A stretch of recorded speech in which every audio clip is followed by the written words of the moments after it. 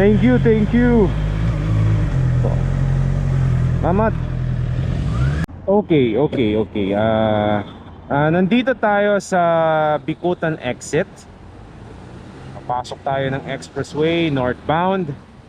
Sa mga nag-uumpisa pa lang na magmotor sa loob ng expressway o nagbabalak na bumili ng big bike at papasok ng expressway, ang una nyong iniisip siguro kung ano ba yung pakiramdam, nakakatakot ba sa loob ng expressway habang nagmomotor.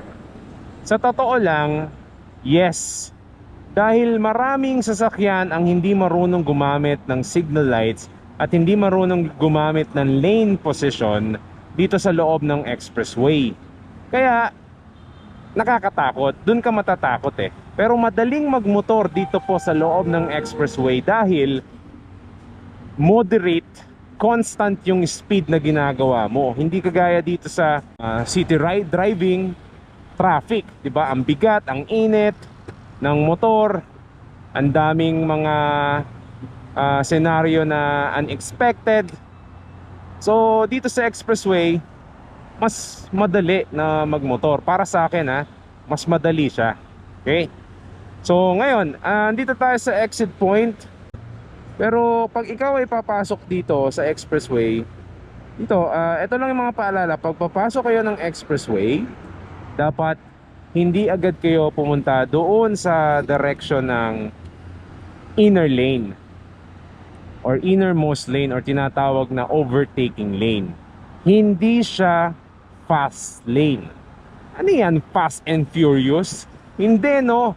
Ang tawag dyan ay overtaking lane or emergency lane na tinatawag. Kaya hindi naman talaga dapat babara niya ng husto, lalo na kapag may gustong umovertake sa'yo. Kasi nga overtaking lane siya.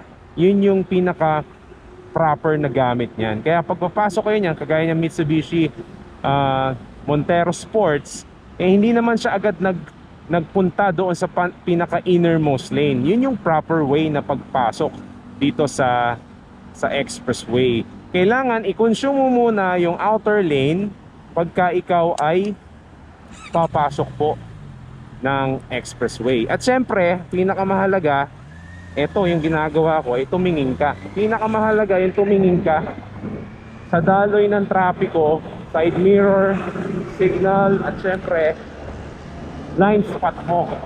Dahil yung ibang sasakyan ikinukonsume na agad yung lane mo. So yun yung pwede nating gawin, or slow lane na tinatawag. Dito ka ba sa gitna o yung private lane na tinatawag na yan? So pwede ka dyan, pwede ka magbabasa hanggang 60 dyan dahil yun yung minimum speed na required dito sa loob ng expressway. At doon ka sa overtaking lane, pwede ka mag 100 doon, overtake ka dyan ka, since wala namang, maluwag naman yung kalsada, kung mag-stay dyan sa mga lane na nakikita mo.